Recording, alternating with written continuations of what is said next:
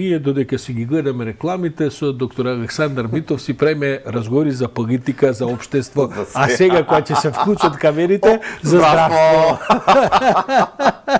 Доктор Митов, може ли здравство без политика? Имате долго искуство во таа смисла. Не, кај нас нема шанси. Ама и сегде изгледа така. Па веројатно, секаде кај има многу пари, за жал, а здравството да. Особено сега гледаме има преговори за клинички центар. Што барат партии да преговараат за клинички центар? Тама работа.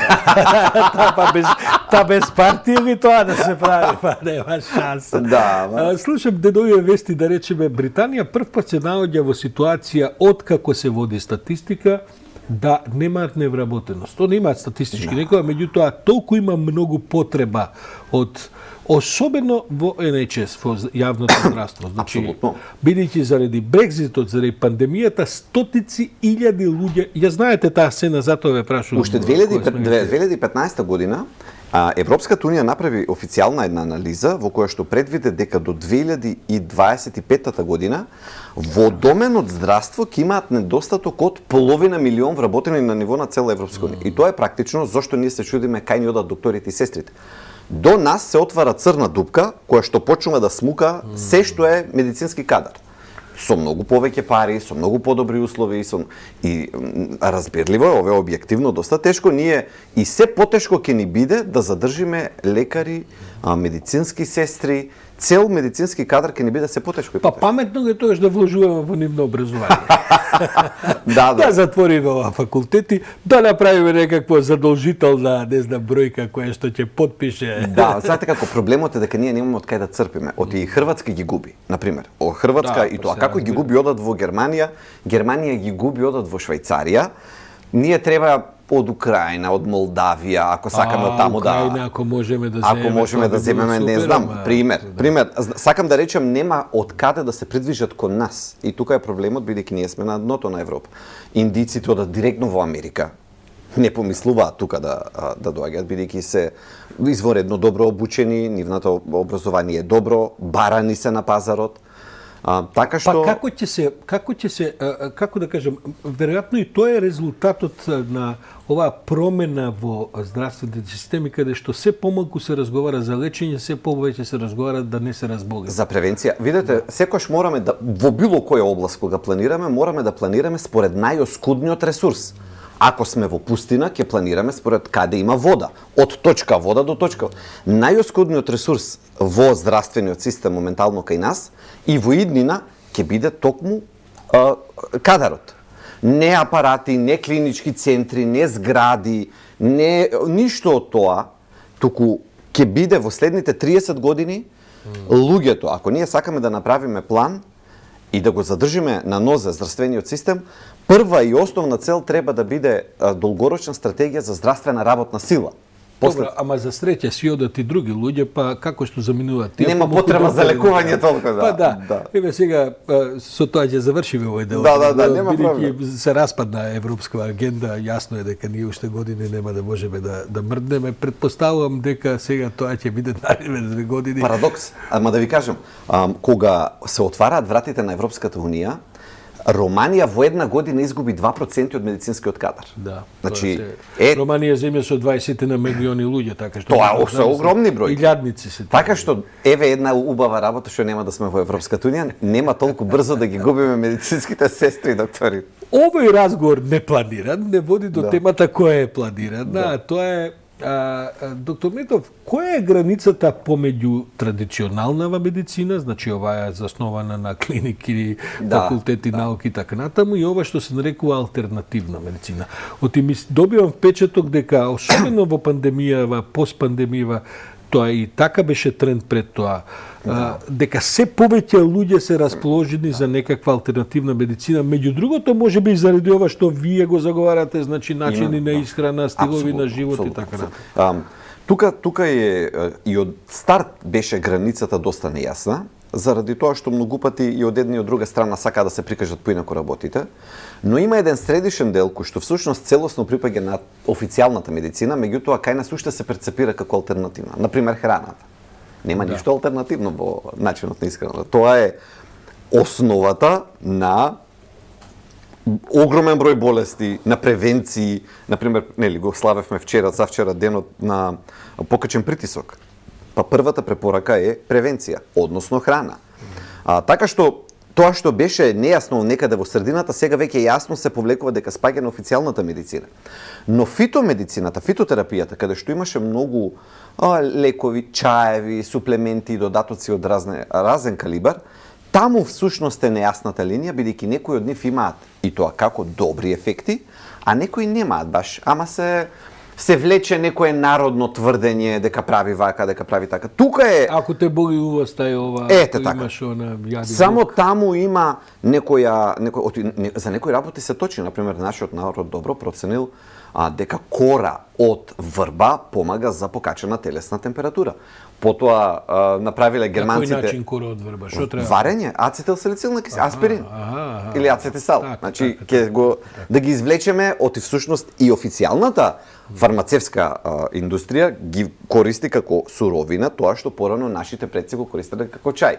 Значи, многу пати е трефнато, баш погодено е точно. Таа народна мудрост не е толку надвор. Каде во целата оваа дебата се наоѓа хомеопатијата? Бидејќи хомеопатијата е нешто што овдека дојде како тренд пред, ајде да речем 20 на години. И малку замре. Малку замре. Ама е присутно, да. Но е присутна.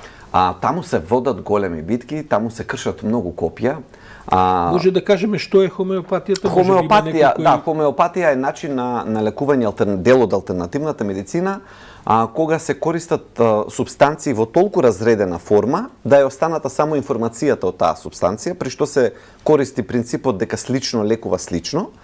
И меѓу тие субстанции има и отрови. Има. Меѓутоа самото разредување се смета дека е доволно моќно, до доволно висок степен за да не останат во суштина отровот како молекула, туку како информација, како што е за да го покрене системот да се брани, да реагира. Има земји во Европа кои што целосно ја прифаќаат и е дел од тој еден интегриран систем кој што подразбира и алтернативна и современа медицина, конвенционална. Пример Германија. Германија нема алтернативна медицина. Германија се е под капата на медицина, при што се е регулирано на одреден начин. Значи во Германија многу е пазено на тоа да се направи таа интеграција. Тоа е многу паметно според мене, заради тоа што вие не оставате ништо надвор од очите на системот. Што значи тоа? Како работат хомеопати во Германија, а како овдека кај нас? Која е разликата во регулацијата? Државата ги препознава, не се смета за нелегално, целосно е регулирано, пациент има право да одбере и да оди да работи и кај таков терапевт, не би кажал лекар, заради тоа што кај нас терминот лекар е прецизно врзан за доктор по медицина, при што нема конфликт на тоа ниво. Кај нас не е така. Кај нас до пред некоја година излезе законот. До пред 4-5 години не беше воопшто регулирана таа област. И од официјалната медицина беа прогласени како за диви или работеа на врачеви, да. Шамани. Таму не е така. И кај нас веќе не е така. Меѓутоа тука треба уште да се работи, треба добро да се прецизира, при што мислам дека клучот е и во моменталниот закон кој што постои, ние имаме многу дупки, при што може да се рекламираат разноразни работи и да се протнуваат како Добро, а какви се искуствата од тој начин на уредување на целата област? Себе во земји каде што е тоа на поразвиен начин да прави? Искуствата се следни. Народот сигурно ќе влезе во алтернативната медицина, подобро регулирајте го, за да знаете што се случува и да имате контрола. Отколку да го оставите целосно надвор, пак ќе се случува, но како сива, црна економија. Знам, доктор Митов, ама во мојава професија кој ќе ми кажат поимот граѓанско новинарство, денеска секој има телефон, е новинар само и така. Ја викам, добро, вие кои ќе се разболите одите на граѓански доктор или на вие што имаат дипломи? Диплома, тоа е друг тренд и тоа е голем проблем. Не тој аматерски или граѓански во секој, не само во новинарството, почнуваат во милион други области. Секој е експерт за се. И тоа е многу сериозен проблем и тоа е според мене последица на социјалните мрежи. Но овдека се случува говориме за здравје, така што тука импровизациите може да бидат опасни по живот.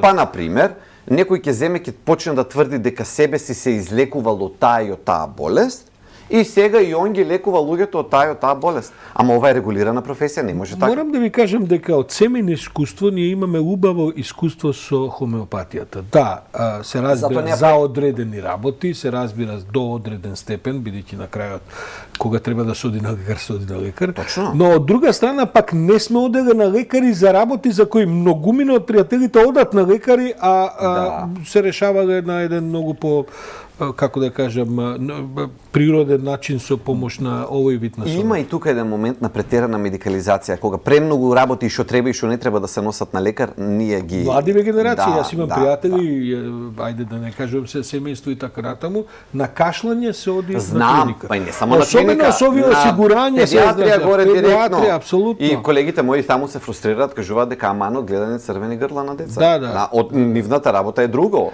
Затоа што меѓу другото напредни оваа индустрија за осигурување и така натаму, меѓу другото и здравствени осигурување, и сега кога веќе човек плаќа здравствено осигурување, апсолутно кога носот ќе се наполни на детето, се оди директно, да не спомнувам приватни клиники, каде што тука преглед, се тоа диши. И тоа е проблем, и тоа уште еден доказ колку кај нас недостига здравствена едукација, дури и кај луѓе млади, образувани на видум и се. Или се премногу едуцирани пошто се на интернет цело. Да, тоа е, да.